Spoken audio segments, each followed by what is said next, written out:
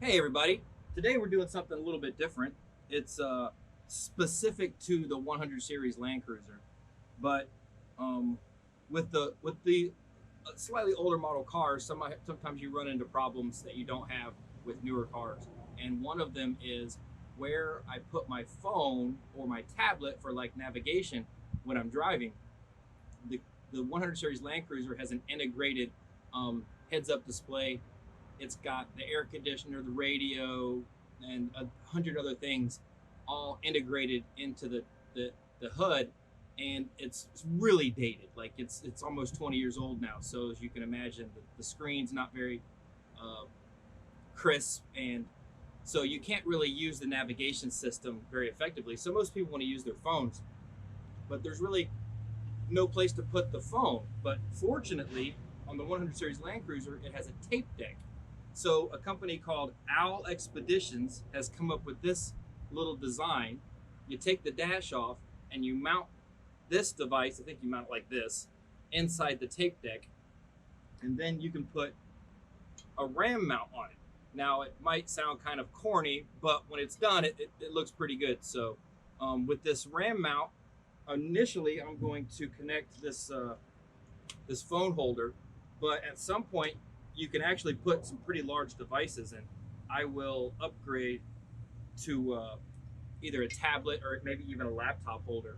So so it's like 100 degrees out today. So I'm gonna open up the doors and turn the fan on and see if I can get it to cool off inside there a little bit. And then we will go inside the car, pull the dash off, and I'll show you how to mount this. Owl Expeditions has several niche items, whatever, niche items on their website.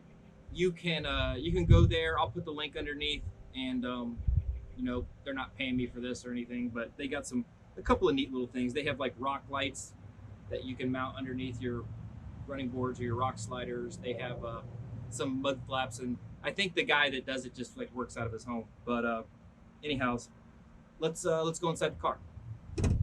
Okay, so the first thing we're going to do is we're going to use this interior tool. This is a special tool. It's made for like popping stuff off in the interior, and sometimes they're made of plastic. But I found the plastic ones are really bendy, and you can't really wedge them down in very good. So I found this metal one on Amazon, and I've been using it, and I like it a lot better. Some people might argue that the metal ones are more likely to break things, which is probably true, but oh, here we go.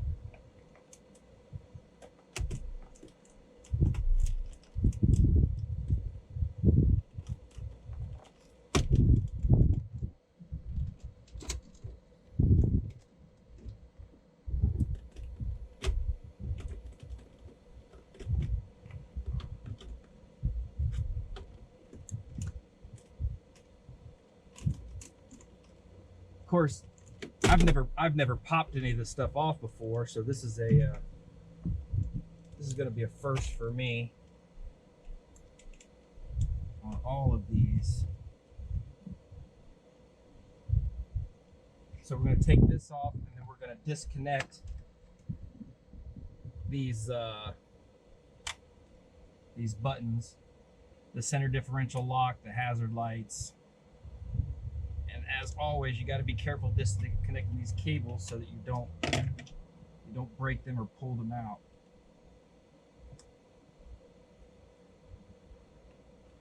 And as always, they're a pain in the ass to get out. So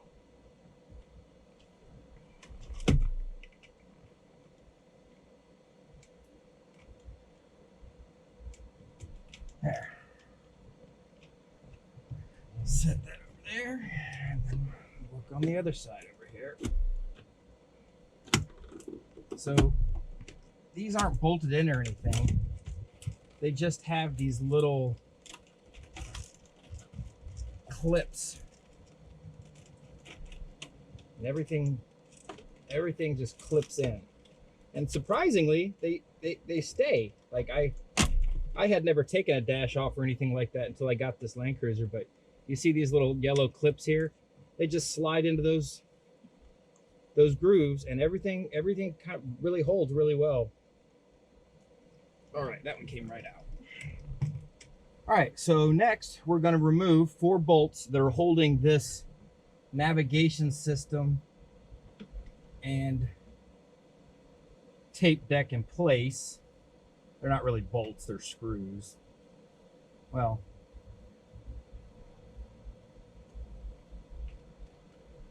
when I'm working inside the car, so I don't lose my screws, I like to drop them right down inside the cup holder.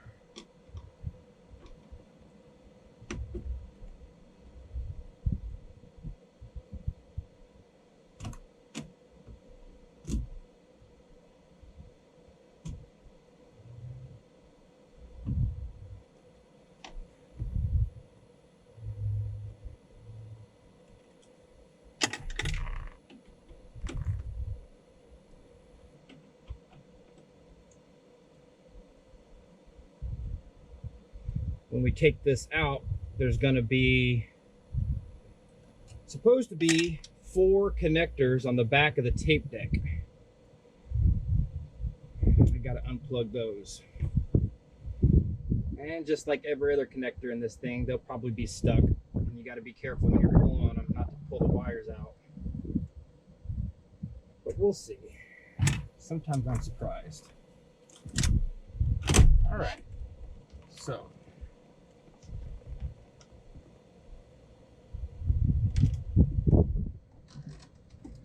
Three connectors on the back of the tape deck is what I'm looking for. And if you want to see the mess that I'm looking at here,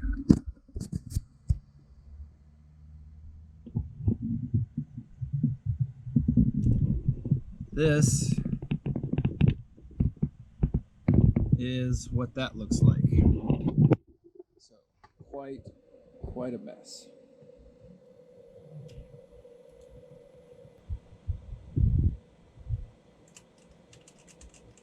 Okay. This is apparently my Bluetooth. This is an aftermarket Bluetooth adapter. It was in there when I bought it. This is the first time I've had the deck off, so this is the first time I've been able to see it. Yeah, I don't really know anything about it or how it works, so. Anyways, and it took me forever to figure out how to get the Bluetooth to work. The DVD player has to be on disc 4, or not DVD, the CD player has to be on disc 4, and it has to be obviously set to play DVDs. Let's see, so now I gotta disconnect the tape player from this metal frame. And I don't think it likes the screwdriver, so I'm gonna have to get socket.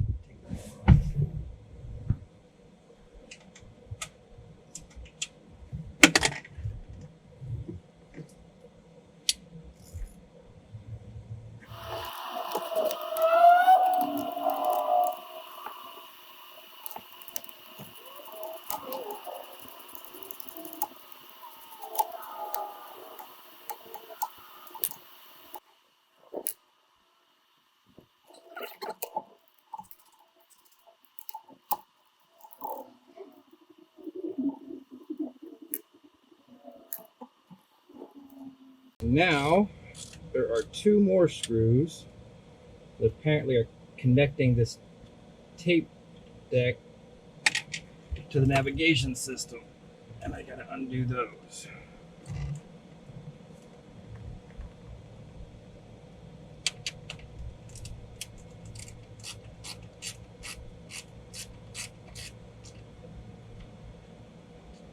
Now there's supposed to be some tab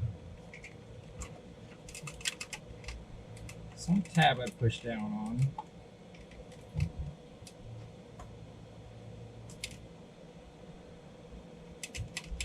Disconnect tape from the nav system. The instructions that came with this were for a 2002, I think, and this is a 2006. So these things are a little bit different. Instead of a tab, there was actually an extra screw. And here's another set of screws I got to take out that were not in the instructions. These are the screws that are holding in the console for the rear AC and the rear defrost. It may not have been an option on the 02 Land Cruiser, or may not have been an option on the what this guy used as his model.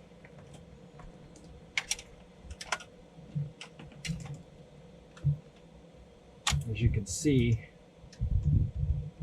it's still all caught up. I gotta pop these. Yeah, I gotta pop that out.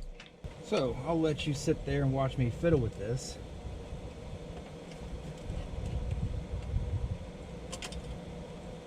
Okay, so these are probably the AM and FM antenna. You just gotta pull them out of the back. And then there's one more cable. This cable that goes from the rear air conditioning controller into this piece of plastic here that's attached to the metal frame. And I'm gonna have to pry up, there we go, pry up, see. There we go, okay. All right, I got it apart, which is always easier than putting it back together, right? So,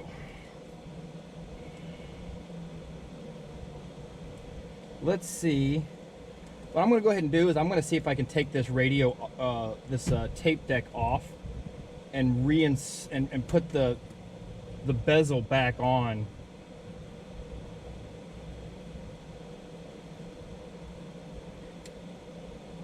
Without the tape deck, because I think that'll be easier. But we'll see. We'll see.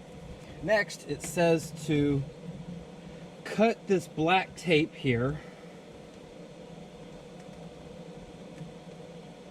and pry the top off of this. It doesn't say how, so we're just gonna go with it. But first I'm gonna remove the deck from this bezel, and I'm gonna reinstall the bezel, because I feel like I did this the hard way. So just bear with me here.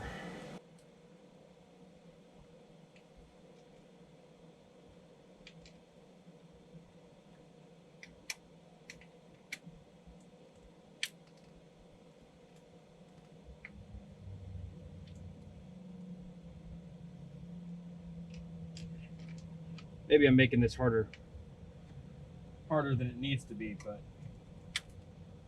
to be quite honest, I want to put this bezel back on while it's still fresh in my mind where everything goes, because I didn't take a picture of it.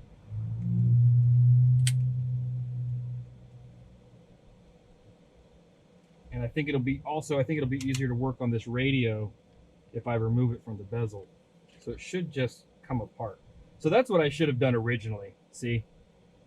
There's 4 screws that hold this radio, this tape deck, to this bezel, and I took the whole bezel out when I really didn't need to. So I'm going to go ahead and put it back together. Like I said, while it's still fresh in my mind where everything goes. Okay, so at some point the video cut off, and I don't really know when. So I'm just going to go ahead and finish the video, even though I don't know where it cut off at, and I'll try to fix it as best I can in editing. But I'm going to go ahead and finish it because this is a cool little mod and an easy do-it-yourself project. And I think that it would be nice if more people knew about it. And so I'm just going to go ahead and drive on. But if you look here now, you can see I got this navigation frame and harness back in the center console. And right here is that little metal bracket. So I took out the tape player. I actually physically removed the tape player. That's the old tape player. And I mounted this metal bracket where the tape player was mounted. And then I snaked this USB cable. As you can see, this little cable right here, I snaked it in, back, and through into the tape player and ran it out the front. And there's about an extra 2 feet of cable stuffed inside there, so you can pull this cable out if you need more room. But that's probably all the space we're gonna need. So I'm gonna go ahead and I'm gonna put the facing back on the air vents, plug the controls back in on either side, mount the RAM mount, and then I'll come back and show you the finished project. All right. All right, so we're finished, and I'm going to show you the final product. And here we go. Ta-da! So I put the, you know, the vents back on, and you can see here, this is connected to a ram mount, and these ram mounts are super sturdy. This is very sturdy.